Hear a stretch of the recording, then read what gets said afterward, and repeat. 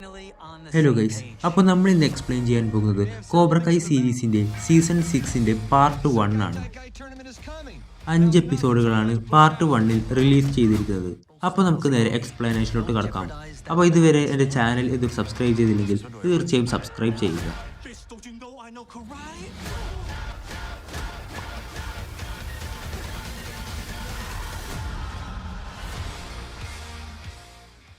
ഈ എപ്പിസോഡിൻ്റെ തുടക്കത്തിൽ കാണിക്കുന്നത് കാർമൻ പ്രഗ്നൻ്റ് ആയിരിക്കുമല്ലോ. അതിനോട് ബന്ധപ്പെട്ട് ഒരു പാർട്ടി ഡാനിയലിൻ്റെ വീട്ടിൽ അറേഞ്ച് ചെയ്തിട്ടുണ്ടാവും. അപ്പോൾ എല്ലാവരും അതിൻ്റെ തിരക്കിലായിരിക്കും. കാർമൻ്റെ അമ്മ ഒരു ആൺകുട്ടിയാവാൻ പ്രാർത്ഥിച്ചോ, പെൺകുട്ടിയാണെങ്കിൽ അതൊരു വല്ലാത്ത മെനക്കേടായിരിക്കും എന്ന് പറയും. പാർട്ടിയിൽ പങ്കെടുക്കാൻ എല്ലാവരും എത്തിയിട്ടുണ്ടാകും. ചോസൻ ജോണിയോട് ആൺകുട്ടി വേണമെന്നാണോ പെൺകുട്ടി വേണമെന്നാണോ എന്ന് ചോദിക്കുമ്പോൾ ഏതായാലും ഞാൻ ഹാപ്പിയാണെന്ന് പറയും. ആ സമയത്താണ് ഒരാൾ കതകിൽ തട്ടുന്നത്. ഡാനിയൽ ചെന്ന് നോക്കുമ്പോൾ ഒരു പെട്ടി മാത്രമായിരിക്കും കിട്ടുന്നത്. അവനത് ജോണിയെ കാണിക്കും.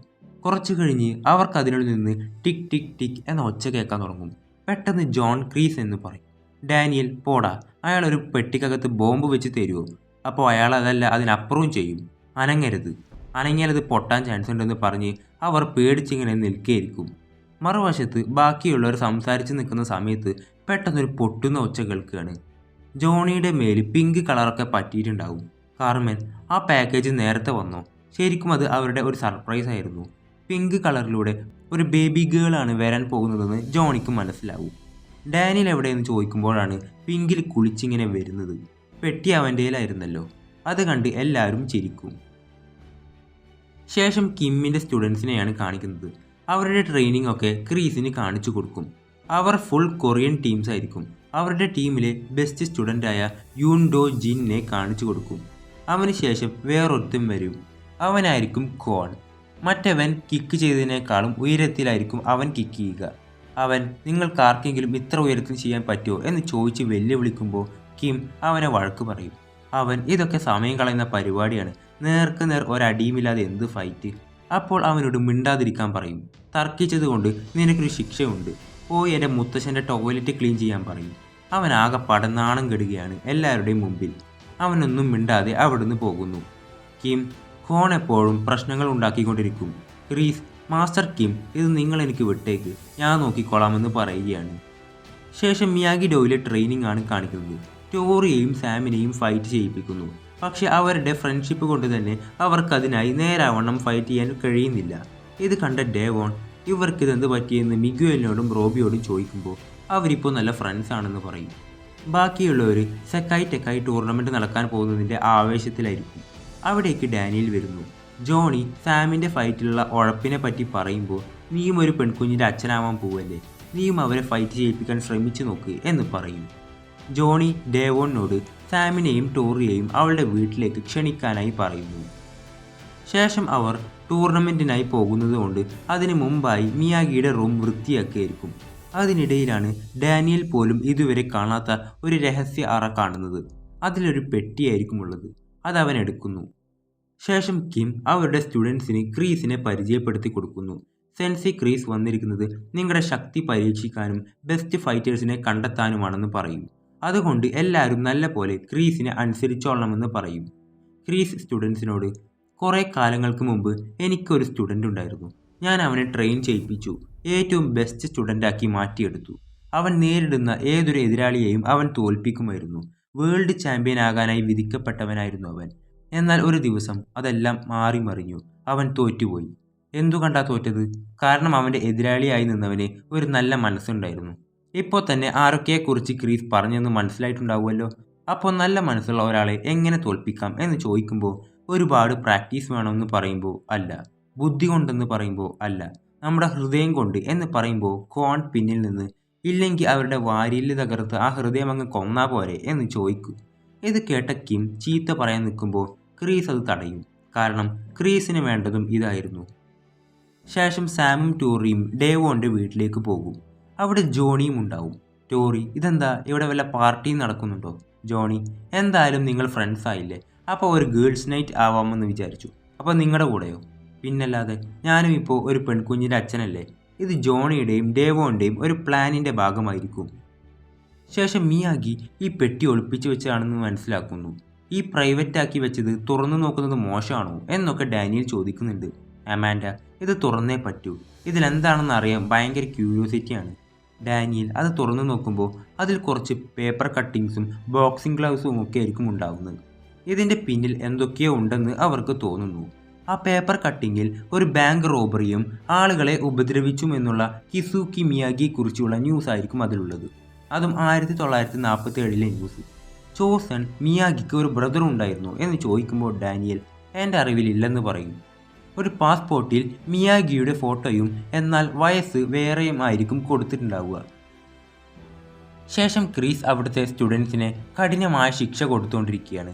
എന്തെന്നാൽ കോണിൻ്റെ മോശമായ പെരുമാറ്റമാണെന്ന കാരണത്താൽ എല്ലാവർക്കും കൊടുത്തതായിരിക്കും ഈ ശിക്ഷ. ക്രീസ് കിമ്മിനോട് ഇതൊരു ശിക്ഷയല്ല, ഒരു പാഠമാണെന്ന് പറയും.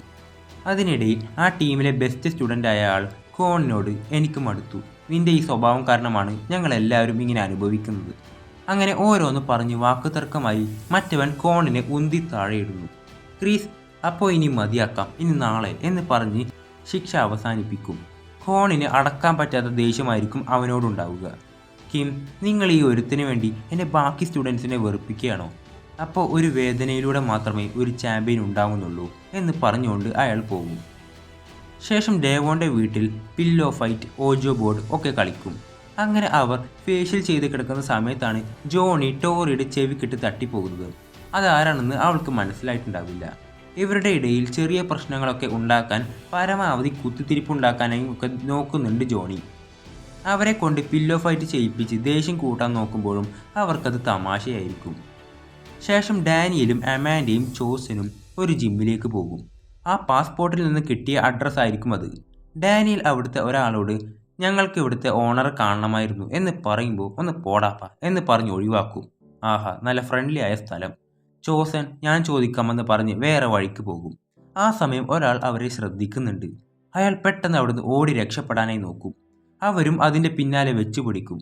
ഡാനിയൽ ഇവരിത് എങ്ങോട്ടാ ഓടുന്നത് എന്നറിയാതെ അതിൻ്റെ പിന്നാലെ ഓടിയായിരിക്കും അവൻ. ഡാനിയൽ പോലീസാണെന്ന് കരുതിയായിരിക്കും അയാൾ ഓടുന്നത്. അങ്ങനെ ചോസൻ അയാളെ പിടികൂടുന്നു. ഞങ്ങൾ പോലീസൊന്നുമല്ല, ഈ ഫോട്ടോയിൽ കാണുന്ന ആളും ഈ ജിമ്മും തമ്മിലുള്ള ബന്ധം എന്താണെന്ന് അറിഞ്ഞാൽ മതി. അയാൾ അത് നോക്കിയതും അത് മിയാഗിയാണെന്ന് തിരിച്ചറിയും. ശേഷം ഡേവോൻ്റെ വീട്ടിൽ ഒരുമിച്ചായിരിക്കും ടോറിയും സാമും. അവിടുന്ന് ടോറിയുടെ മുമ്പിൽ വെച്ച് തന്നെ റോബി സാമിനെ വിളിക്കുന്നു. അത് ജോണി ചെയ്ത പണിയായിരിക്കും. റോബിയുടെ ഫോൺ മോഷ്ടിച്ച് അതിൽ നിന്ന് വിളിക്കുകയായിരിക്കും. പെട്ടെന്ന് ആ കോൾ കട്ട് ചെയ്യും ജോണി. ഉടൻ തന്നെ ടോറിക്ക് മിഗ്വലിൽ നിന്ന് ഒരു മെസ്സേജ് വരും. ഇത് സാം കാണുന്നു. ജോണി അവൻ്റെ ഫോണും പൊക്കിയായിരുന്നു. പെട്ടെന്ന് അവർ ജോണിയുടെ അടുത്ത് വരുമ്പോൾ ആ ഫോൺ മറക്കും. എന്താ നിങ്ങളുടെ കയ്യിൽ? ഒന്നുമില്ല. പെട്ടെന്ന് ടോറി റോബിയുടെ ഫോണിലേക്ക് വിളിക്കുമ്പോൾ റിംഗ് ടോൺ അടിക്കും. ഡേവോൺ നിന്റെ ഫോൺ അടിക്കുന്നു. പെട്ടെന്ന് തന്നെ സാം മിഗ്വലിനെ വിളിക്കുമ്പോൾ അടുത്ത ഫോണും റിംഗ് ആവാൻ തുടങ്ങും. ഇതൊക്കെ ജോണിയുടെ പരിപാടിയാണെന്ന് അവർക്ക് മനസ്സിലാവും. ഡേവോൺ ഇത് നിങ്ങളുടെ പഴയ ഫൈറ്റ് പുറത്തെടുക്കാൻ വേണ്ടിയാണ് ഞങ്ങൾ ഇങ്ങനെയൊക്കെ ചെയ്തത് എന്നൊക്കെ പറയും. അവർക്കതിഷ്ടപ്പെടാതെ അവിടുന്ന് പോകാനായി തുടങ്ങുകയാണ്. ശേഷം ക്രീസ് സ്മോക്ക് ചെയ്തുകൊണ്ടിരിക്കുന്ന സമയത്ത് ഖോൺ വന്ന് നിങ്ങൾ ബാക്കി സ്റ്റുഡൻസിനെയും എനിക്കെതിരെ ആക്കാൻ നോക്കുകയാണോ? എനിക്ക് നിങ്ങളെ പേടിയാണെന്നാണ് നിങ്ങളുടെ വിചാരം? ഇല്ല, എനിക്കങ്ങനെയൊന്നുമില്ല. എന്നെ എന്നല്ല ആരെയും നിനക്ക് പേടിയില്ലെന്ന് എനിക്കറിയാം. നിന്റെ ഉള്ളിലുള്ള ദേഷ്യമെല്ലാം പുറത്തെടുക്കുക, എന്നിട്ട് അവസരം വരുമ്പോൾ അത് ഉപയോഗിക്കുക. നീയാണ് ഇവിടുത്തെ ബെസ്റ്റ് ഫൈറ്റർ എന്ന് എല്ലാവരുടെ മുമ്പിലും തെളിയിക്കണം. അതിനൊറ്റ വഴിയേ ഉള്ളൂ എന്ന ക്രീസിൻ്റെ ഉപദേശം കേട്ട് അവൻ ബാക്കിയുള്ളവരെ തല്ലാൻ തുടങ്ങും. നിനക്കിനിയും മതിയായില്ല അല്ലടാ എന്ന് ചോദിച്ച് ഫൈറ്റ് ചെയ്യാൻ തുടങ്ങും.